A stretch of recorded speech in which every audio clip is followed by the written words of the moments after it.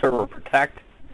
When we remove those through artificial airways, or if the patient is just simply dehydrated, or if they're spiking a temp and a fever, or destroying dry gases, in all those cases, we need to be concerned about humidity. You remember as water in the gaseous or molecular form, also known as water vapor. We distinguish between that and an aerosol, where we see it like a fog. First of all, talking is about humidity itself. We measure with a device called a hygrometer or a psychrometer. We can express it two different ways. You should be aware of milliliters of mercury as far as what partial pressure the water vapor is going to exert, but also the content in milligrams per liter. And I know we've seen this chart before, and you would always be provided with the silly chart because there's no way somebody's going to memorize this goofy thing. But again, the important part here is that as temperature goes up, the content, the maximum content the water vapor can fill goes up, as well as the partial pressure. Absolute humidity is the actual measurement of the amount of water that is present in the gas in milligrams per liter. And again, we can also express it as a water vapor pressure in millimeters of mercury. Saturation is a term that is used to saying that the maximum amount of water that can be held at that temperature is present. So it would be an example of 100% humidity. Relative humidity is defined as the absolute humidity divided by the maximum content. And body humidity would be that same absolute humidity divided by the capacity at 37 degrees Celsius, which is 44 milligrams per liter. Four factors affect humidity. Well, three of them are only what we're concerned with. Temperature, surface area, exposure time are the three primary ones, with temperature being the most important. Pressure does also, and we'll talk a little bit about how altitude affects it. We'll talk about temperature. The temperature increases, the rate of evaporation increases, and more water moves from the liquid to the gaseous phase, as well as the gas can also hold more water. Another way to think of it, you can see here the effect of increasing capacity without changing content, which is basically what happens when we heated a saturated gas. Here I have a gas that's pretty much full as far as what it can, that the environment can no longer hold anymore, but if I heat that, I basically increase the size of the glass or the content, so warming the gas can then also hold more water in the process.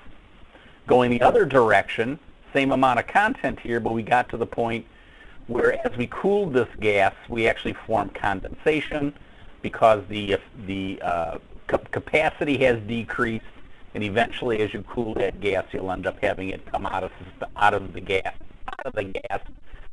form of condensation. That's why you have in your beer bottle condensation accumulating as it comes in contact with the warm environmental air. Hey guys, I just started.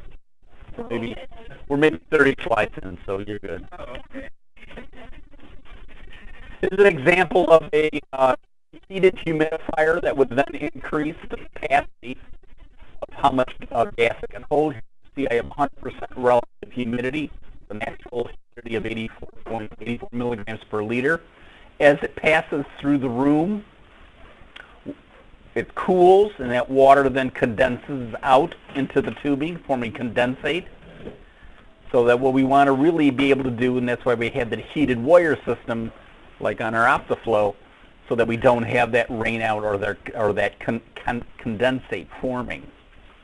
Our goal, obviously, is to have it warm to body temperature and 100% relative humidity by the time it gets to the isothermic saturation boundary, which I'll talk about in a second. Vaporization is basically going from that state from a liquid to a gaseous state, forming water vapor. We can accomplish this two different ways. We can boil it.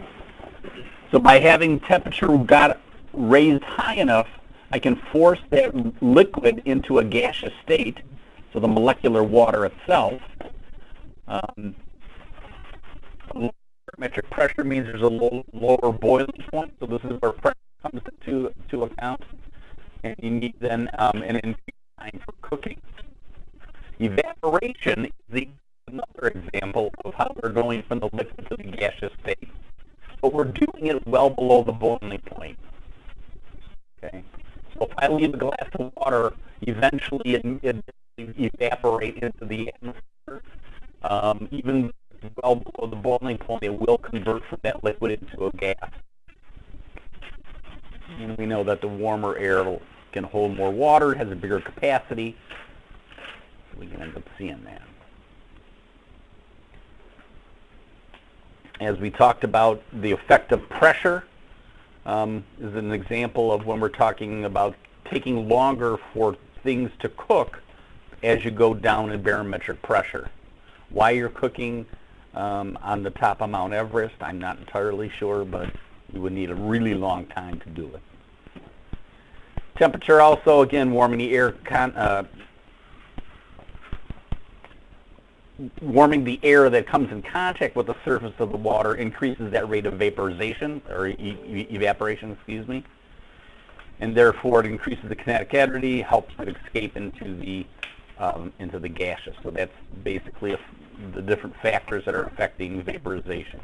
You can see there's a limited amount of evaporation when you have a cover, unless you heat it, and then it'll end increasing that amount. As pressure increases, rate of evaporation decreases. An example of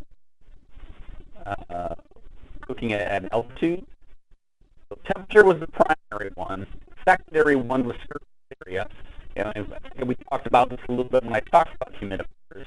More surface area, such as more and smaller bubbles, increase the rate of evaporation. That's why we have these devices that bubble the oxygen through the water, putting it into a molecular form, and it's able to then go on to the patient. So lots of tiny bubbles increase the surface area, therefore increase the amount of humidity it can create. And the last factor is time. Increasing the exposure time will yield an increase in the evaporation rate, but it does have to do with the amount of water that is present. So the amount of time it takes for it to exit this diffuser here, because the oxygen is being pumped through here, as it comes through this diffuser, there's some amount of time that it has to pass before it comes to the surface of the water. If the water level goes down, the effectiveness of the humidifier goes down simply because there's not the amount of time of exposure. I'll say that again just in case we didn't get it. As the water level goes down, the amount of time it takes from exiting the diffuser here to getting to the surface of the water is less, so therefore the amount of humidity that is created is less. So time, temperature, and surface area, three primary ones. Why do I care? Because I'm delivering a dry gas. I need to humidify it. And also be helpful when a patient is hypothermic, so there's some debate about that. Air in certain patients may end up inducing bronchospasm. That's why we see exercise-induced asthma. It's a cold, dry gas that the patient is breathing in because they're bypassing their nose because they're breathing through their mouth. And we want to make sure that we overcome any humidity deficit that is present when the airway is bypassed. We know that this area called the isothermic saturation boundary, the ISB, is normally about 2 inches below the carina, roughly 5 centimeters. And by the time it gets to that point, the gas is warmed to 37 and it's humidified to 100%. Just another picture of it here. So roughly by the time it exits the hyla and enters into the lung itself, we end up seeing gas then warmed to body temp, humidified maximally, and delivering then 44 milligrams per liter of humidity or 47 milligrams of mercury of partial pressure. Blah. And this is just kind of looking at the difference in relative humidity as you pass through the mouth and nose. You get about halfway through the hypopharynx. You're almost there. By the time you get beyond the bifurcation of the trachea, you're pretty close to being fully humidified, not quite there as far as by the time you get to the ISB, you are all set to go. This is a slide you don't have, so I want to make sure that I about this. Part of our goal, and this is right out of the AARC clinical practice guideline on mechanical ventilation, and it says when the upper air is bypassed, humidification during mechanical ventilation should provide a minimum of 30 milligrams per water, 30 milligrams of water per liter at a gas delivery temperature of 30 degrees Celsius. So 30-30. That's the important thing to remember. 30 milligrams per liter at 30 degrees Celsius, minimum. Now, ideally, do we want it to be higher than that? Yes. 30-30. Did I mention 30-30? Okay. 30 milligrams of water vapor per liter at a temperature of at least 30 degrees Celsius.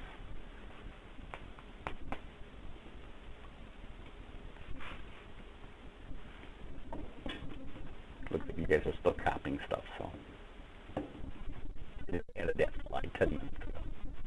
That's why you just can grab your phone and take a picture of it. That would be easy. Is that one not on? That's odd. Yeah, they're project to both of them. Okay. Calculations. Math. There's no math in respiratory. Two big ones we want to calculate: the percent relative humidity, the percent body humidity. We make that exam 2 weeks from tomorrow, or a week from tomorrow, right?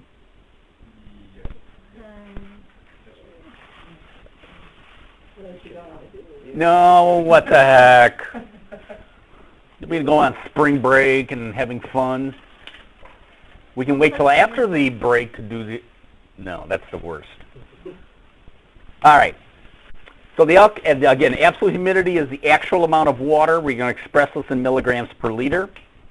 And you must be directly measured or given this as part of the problem. The water vapor pressure, again, is something that where it's what that water vapor is exerting in the gas.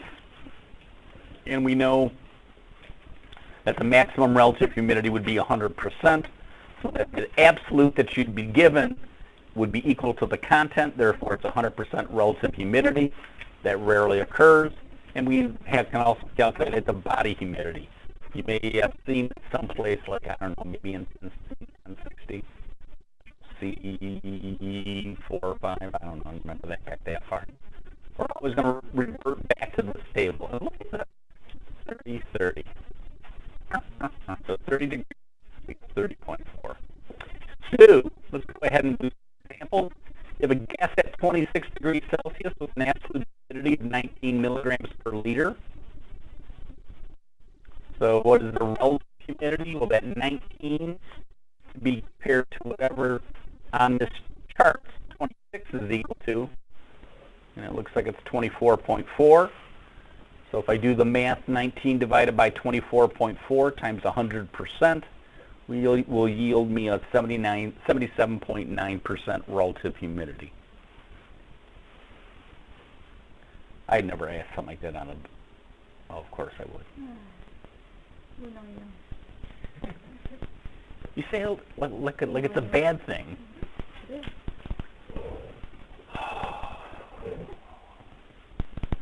All right.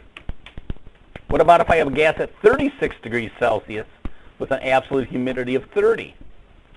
Again, just plugging it in, looking on the chart, 36 degrees Celsius would be 41.8 milligrams per liter. I have 30 milligrams per liter, so that's telling me that I end up having 71.8% relative humidity.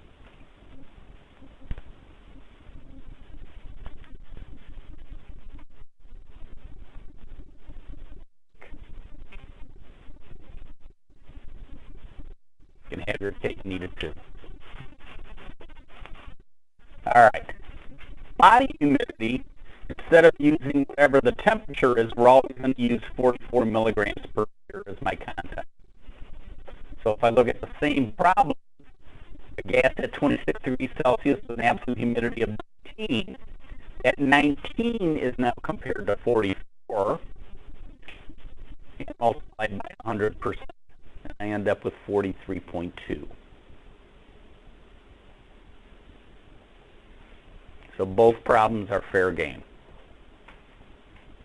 Figuring out what the relative humidity is, and figuring out then also what the body percent body humidity.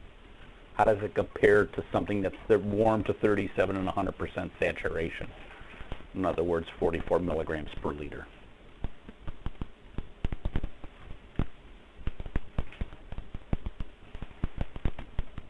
Can I go? And the other example, when it's at 30 milligrams per liter, just doing the math, you come up with 68.2. 0.2. How was your clinical today, Rio? It was pretty awesome, actually. Everything settings that make sense now. Oh, we got to stop doing that then. I thought it was cool. Nice. It's nice. It's nice that start seeing the picture, bigger picture. How's it? All right. When I talk about a humidity deficit, I'm really talking about how what difference it is from the 44 that we need with the absolute humidity. I think this formula actually is backwards. Yeah, the absolute humidity minus body humidity is the correct formula. So I come up with a negative number. I want to be able to see a deficit, a negative. So 19 is my actual. I want 44, so I got to make up 25. Where does it make that up? As it passes through the mouth or nose, through the oral hyponasopharynx,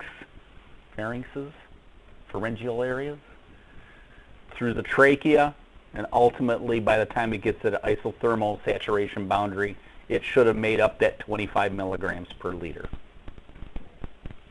If it didn't, then we got a problem. If I have something that's at 30, I don't need to go make up that much more. So if a humidifier can provide additional humidity, the body doesn't have to make it up. In this case, the body only has to make up 14 milligrams per liter. Whole lot easier. And the risk of having the patient being inadequate humidified goes down if I have an effective humidifier to be able to add additional humidity.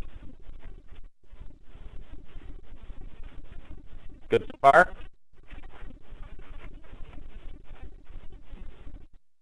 Okay, I believe there's a self-assessment in the back. I don't believe it's homework. I'm going to return in. I'll let you know. It certainly will help you as far as being able to prepare for the test. And if you do have Cypress as a test, there's a bunch of stuff in there also.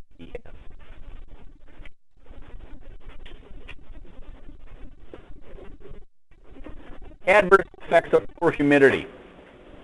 Well, the first thing is that we may have reduction in ciliary motility. Remember that wave-like function that the cilia performs to sweep the secretions ahead? If I don't have enough humidity, they don't work too well. They can also lead to some airway irritation, some increase in the amount of mucus production, but that is bad because it's also thicker secretions. What page are we on, guys? Page 9, Mary. I love that word, inspissated. Just sounds like a cool phrase. He has inspissated secretions, which means that they're so thick that they're forming plugs. And if you think about how big the airway is, especially say in an infant or a child, it ain't taking much mucus to block off an entire part of the lung. We end up having destruction of airway epithelium from lack of humidity, and because of mucus plugging, you can end up having areas of atelectasis. The gel and the salt here, bringing back 1050. Oh yeah. You can see the stratified ciliated columnar epithelium, along with some of your bronchial goblet cells sitting up mucus, form Aerosol is the aqueous portion of it, and then the gel is the thicker part that traps any particulate matter. And as those cilia sweep, it sweeps it from the peripheral towards the central airways to be coughed out or swallowed. Blech. Nice healthy ciliated epithelium in the upper left. You can see it's nicely wavy, and then the damaged ciliated epithelium because somebody didn't do their job humidifying and caused those rug patches to be missing. You guys are too young to remember shag rugs, I know, but they were cool. So different types of humidifiers that you may encounter. Everything from a simple bubble through something like a wick or a passover. Bubble, again, is just as the name implies. Gas is forced to the bottom of the reservoir where it's broken up into small bubbles and allowed to pass through the water to the surface, then out to the patient. We talked about a pop-off being there. It's usually about 2 psi. Not that I don't need to know that necessarily, but it is 2 psi. And we're always check for that to be functioning. Make sure the pop-off works. If the water level is too low, as I mentioned, it's not going to be effective because there's not as much time of exposure. So what we're going to do if the water level is low, we're going to replace it. If it's disposable, or fill it with sterile water if it's reusable. If there's no bubbling, make sure that it's turned on. Just saying. Or that there's not some other obstruction or leak present. And if the pop-off isn't working, then we need to replace that humidifier. And poor little tiger has reached the age when you just never know. He's taking a fire hydrant with him. I'm going to stop there just to make life easy for you guys. So, questions?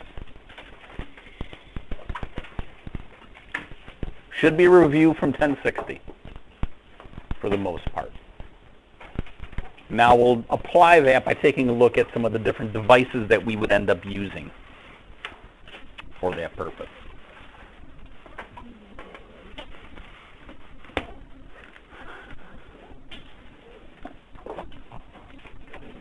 How was clinical? Where were you at? Big house? It's easy to get lost.